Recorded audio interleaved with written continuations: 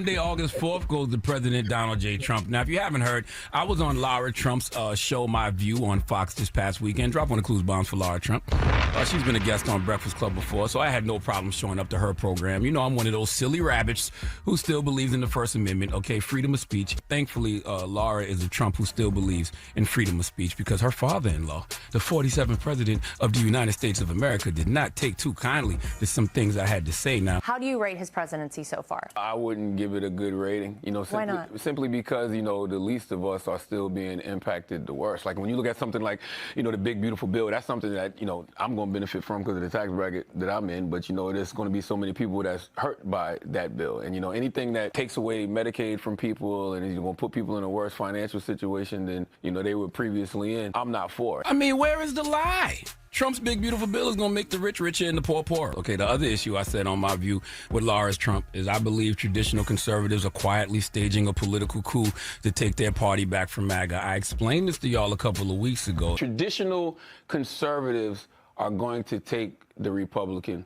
Party back. I think there's a political coup going on right now in the Republican Party that people aren't paying attention to. This Epstein thing is going to be a way for traditional conservatives to take their party back. I think that they know this is the issue that has gotten the base riled up. The MAGA base isn't letting this issue go, and for the first time, they know they can probably take their party back and not piss off the MAGA base. I think they're going to do that. Just a conspiracy theory I have. It just feels like traditional conservatives who lost the party to Trump could use this opportunity to get it back because the MAGA base wouldn't be upset at all if they impeached Trump and voted to remove him because he's in the Epstein files. Trump didn't like any of that, so he replied with a long-ass post on Truth Social. The very wonderful and talented Lara Trump, whose show is a big rating success, put racist sleazebag Charlamagne the God. Why is he allowed to use the word God when describing himself? Can anyone imagine the uproar there would be if I used that nickname? Go study your lessons. He's a low IQ individual, has no idea what words are coming out of his mouth, and knows nothing about me or what I've done.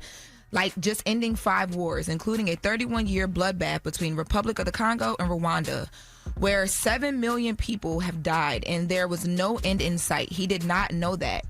Or India and Pakistan, or wiping out Iran's nuclear capabilities, or closing the horrendous open border, or creating the greatest economy where prices and inflation have come way down, and where stupid and corrupt Joe Biden set the record for doing the worst job as president ever. But this dope Charlamagne would vote for Sleepy Joe or Kamala? ? Remember, 1 year ago, our country was dead, and now it's the hottest, and he capitalized hottest, country anywhere in the world, MAGA. Now, the personal insults, I don't care. He called me a sleazebag. I looked up the definition of sleazebag. Says it's a disgusting or despicable person. Depending on who you ask, that may apply to me. Okay, I personally prefer friendly neighborhood a-hole. He said I'm a low IQ individual. I don't know. I've never taken an IQ test. He said I have no idea what words are coming out of my mouth. Absolutely true. Okay, I've been surprising myself my whole life, like, damn, I actually said that? Now, let's get to your claims. He said I don't know anything about him ending 5 wars. Mr. President, nobody knew that because it's not true. All right, there is zero evidence, nothing credible whatsoever that says President Trump played any role in ending the ongoing, keyword, ongoing conflict in the eastern DRC or in Rwanda. Okay, America has not brokered any major peace deal between the DRC and Rwanda during Trump's second term. And wiping out Iran's nuclear capabilities, you did pull off a significant strike, but it didn't eliminate Iran's nuclear capabilities. Saying you wiped it out is an overstatement because according to reports, no enrichment facility was destroyed and Iran's nuclear threat is still very active, and some experts argue it's more dangerous now due to a lack of international oversight and the increased beef with Israel and the USA. Now, you also claim the borders were closed. Not closed, but you have tightened immigration policies and increased enforcement. You have definitely made the border harder to cross, but saying it's closed is false and ignores everyone coming over seeking legal asylum. By the way, I want border security. I just want you to keep your promise of deporting illegals and criminals. But since Homeland Security started to work to deport more people, okay, immigrants with legal status or no criminal history are being detained and deported too. That's not right.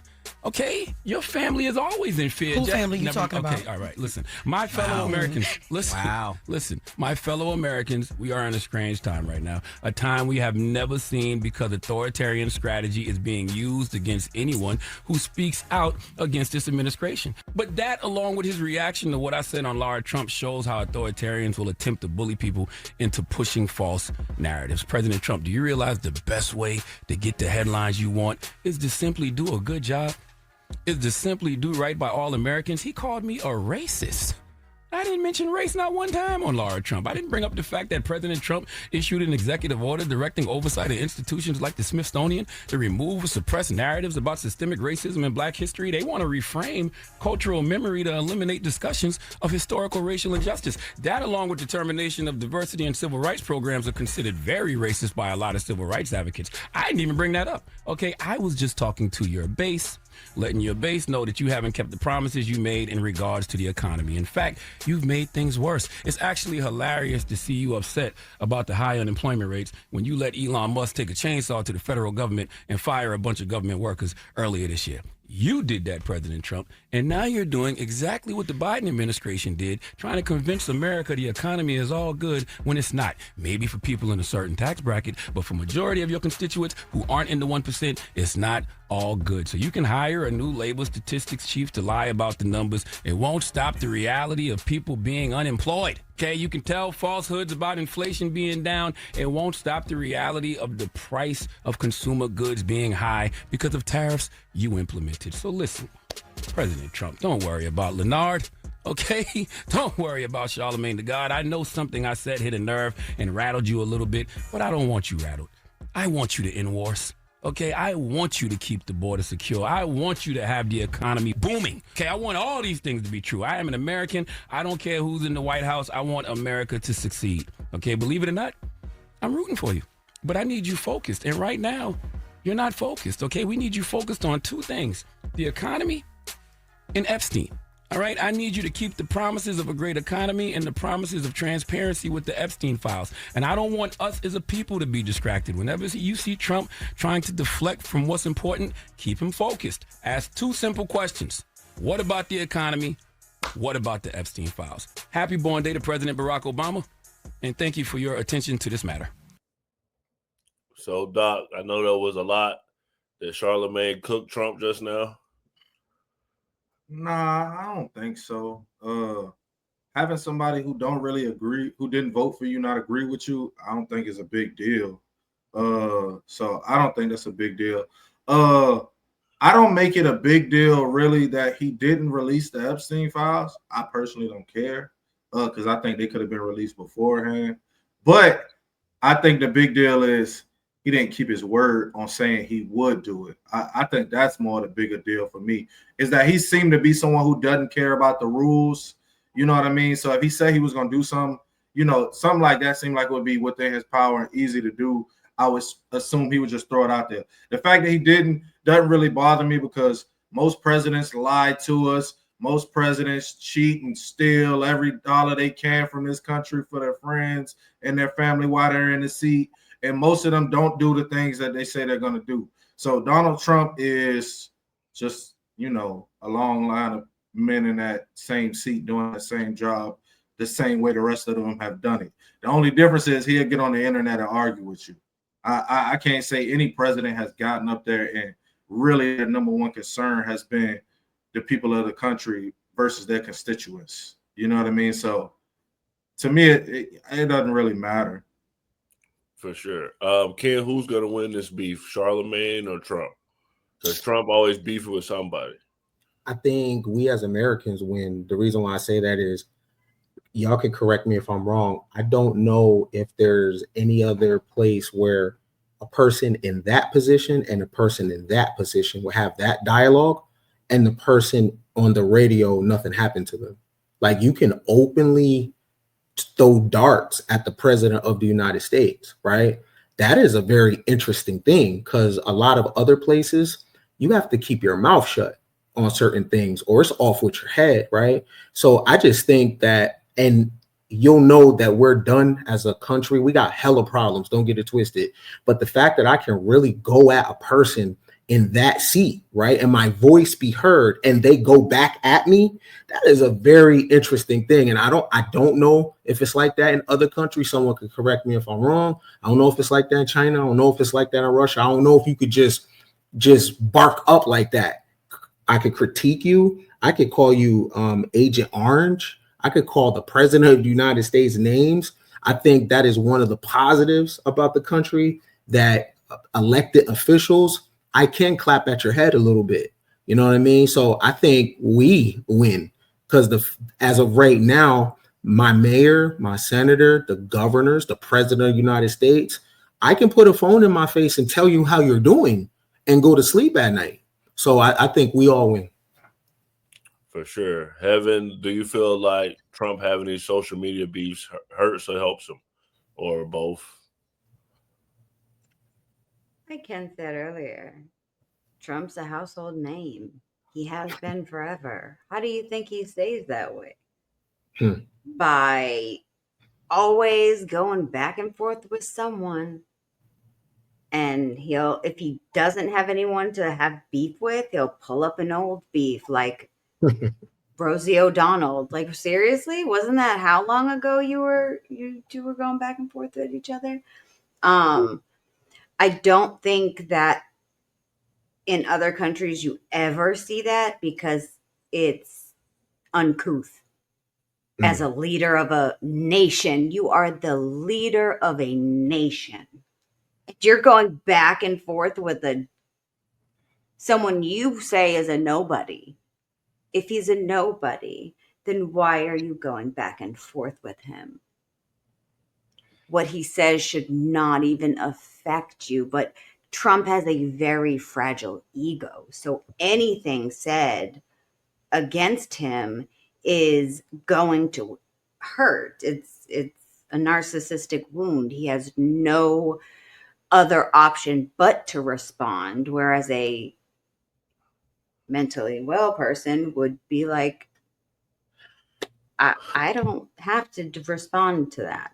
I think it's also a little bit disingenuous, Ken, to say that you can respond to the president and nothing happened. He's also shown that if you respond to him, or if you respond in ways that he doesn't like, he will not give you federal funding for your college. He will do all of these other ways of, if you go against him, of get hurting rid of you. your student visa. Yeah, it's been Deport colleges you.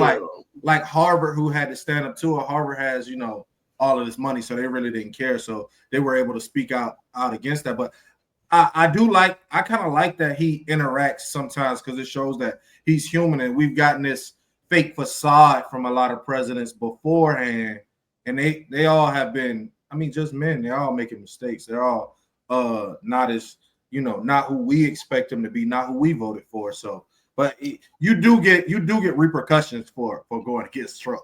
No, but I'm saying, what you said though, I think those was planned anyway, right? I don't think you got to say nothing. I think he was coming for that anyway. My what I'm saying too is, like, for example, if you and I, you can't just like say things about Putin like this back and forth that Charlamagne had with Trump. You can't do that in China, right? That thing right there, right? So what you just mentioned, those institutions, I think he was going to clap at them anyway, right? And so, and also about his ego being hurt, I don't know. He's an entertainer, and he came up under a guy named Norman Vincent Peale. So and Norman Vincent Peale taught the art of positive thinking, right? So for him, things that look like it would sting and hurt, he processes that as a positive, right? So in his mind, he has the ultimate. Tried to. You can't say what he does or doesn't do in his mind. I don't think he's hurt. He's an entertainer. He's a Trump is an actor too, right? He's not that far from Ronald Reagan. He's both also a 6-time bankrupt pedophile. Well, I want to show you guys with rape and sexual assault. And everybody's saying about his ego. Felonies. Trump holds grudges. So Diddy could have been out of jail if he didn't go against Trump. Let's see what Trump had to say. Sean Diddy Combs. Allegedly. Well, he was essentially, I guess, sort of half innocent. Yes. I don't know what they do. He's still in jail or something, but he was celebrating a victory, but I guess it wasn't as good as a victory. Probably, you know, I was very friendly with him. I got along with him great, and seemed like a nice guy. I didn't know him well. But when I ran for office, he was very hostile. He said some not so nice things about you, sir. Yeah, and it's hard, you know, like you, we're human beings. Right. And we don't like to have things cloud our judgment, right? But when you knew someone and you were fine, and then you run for office and he made some terrible statements. So I don't know, it's more difficult. It makes it more, I'm being honest, it makes it more difficult to do. But more likely a no for Combs, I would say so. Okay. Yeah. And what about George Santos? Boy. So Ken, he didn't say anything about Diddy's crimes. He said that Diddy went against him and they were friends before, and then he went against him when he ran for office, and that's why he won't pardon him. So do you feel like he does hold grudges? He does take stuff personal? Okay. First off, they're the same people. That's number two. That's all theater. This is WWF. So the one thing the public chooses is you hear these people talk to each other, at each other, and you think they're one percenters. They are the same people, right? They have the same secrets. They have the same deviancy. They are not on either side. You have fraternity battles between them, but they're the same people, right? Just like Andre the Giant. And when I seen Hulk Hogan slam Andre the Giant and I was a kid, I didn't know that they was friends. They're part of the same gang. You know what I'm saying? So the only time they're going to separate is when you go off code, but they're the same person. Not only are they the same people, but they come from the same world. So Trump can't say anything on him because whatever behavior Diddy has, Trump also has. They're the same. Heaven, I think you were the one that said something about Trump's ego. Do you feel like if Diddy wouldn't have went against him, Diddy would be pardoned right now? Absolutely. And it's honestly a disgrace as a leader. As a leader, you shouldn't be making decisions based on if that person supported you or not. It's embarrassing. The way he's running our country is embarrassing. Doc, you were saying that you like that Trump shows that he's human. Do you feel like that's a weakness with him saying that Diddy upset him? Man, no. If he gonna disgrace and embarrass us and have pedophiles up there, free R. Kelly, man. You know what I'm saying? Can we please free R. Kelly? He got Lawrence Taylor up there. If he gonna have Lawrence Taylor support him, bring R. Kelly back. You know what I'm saying? It's the summertime. We're going into that R. Kelly time of year. He could have R. Kelly out, you know what I'm saying, by September. You know what I'm saying? R. Kelly can have good music out by October. How about we jail everybody on the Epstein list instead of letting the pedophiles out? Can we get them locked up? If he gonna lie to pedophiles, as a woman, look, I'm strapped up, so come for me if you want to. But dang, man. He said let all the sexual predators out. R. Kelly ain't did nothing, bro. Come on, we can have a Christmas album if we let R. Kelly out right now. You know what I'm saying? Whole documentary. Of course, R. Kelly is a pedo. Man, R. Kelly, they put R. Kelly in a cartoon as a pedophile, bro. Of course he is. But I mean, if he letting everybody else run around, can we get R. Kelly back? That these comedians make, then they based in truth. It's sad.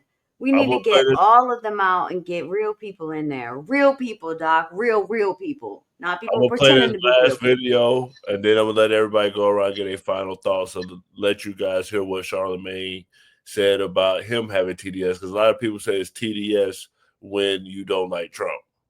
One of those people that suffer from Trump derangement syndrome. I think he is a threat to democracy. Really? I think that he led an attempted coup in this country. You know, he said he wanted to suspend the Constitution to overthrow the results of an election. At the least, that's just not a patriotic thing to say. I don't believe that. He absolutely said that on Truth Social. I will look that up. He did. He wanted to suspend the Constitution? He said we should suspend the Constitution to overthrow the results of an election. He said it on Truth Social, then said he didn't say it. So I read Project 25. I'm one of those guys that's like, I don't know if he will necessarily leave. I hope he does. As you said, I hope he does.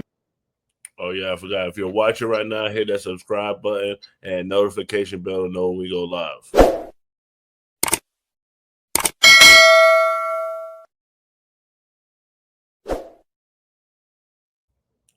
Ken, thank you for coming. We definitely appreciated having you. Let us know your final thoughts and let us know what you think of the Man Cave.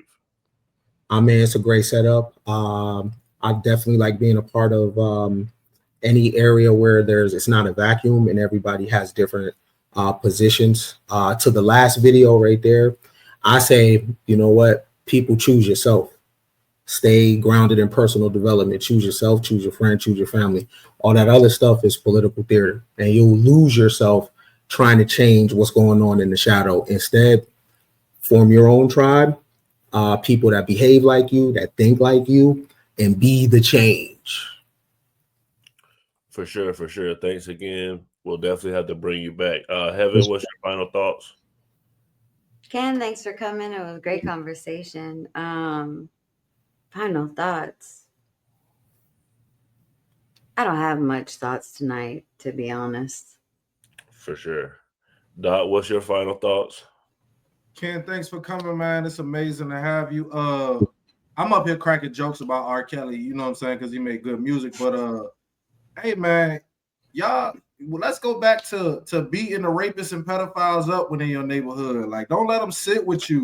Don't let them hang around. Like, don't let them feel comfortable. Like, I'm an advocate. Beat up your local pedophiles. Like, they don't deserve to be comfortable. Like, there's no way you're gonna sit around me and you doing some weirdo stuff like that. So, you know what I mean? The disclaimer at the beginning just said these are my own views, so y'all can blame it on me if y'all get locked up. You know what I'm saying? And I'll put a little something on your books. So, you know what I'm saying? Beat up your local pedophile and you know, have a good night. For sure, for sure. My final thoughts, my final thoughts are, yeah, it's getting crazy with this minor stuff. Please, like, watch your children, check their phones. You know, the access to the internet is getting crazy. I think that's one of the big problems with it. As far as Trump, I mean, I guess there's some good things and some bad things. I didn't vote for Trump, but it's interesting to see. And I guess Trump engaging with Charlamagne is interesting to see somebody that's a politician actually be real. But we do this every Monday through Thursday at 8 p.m. Eastern. Come back tomorrow. We'll be reacting to the Jubilee video. You know, Tuesday and Thursday are more political nights. And then Monday and Wednesday is more like, you know, trending topics.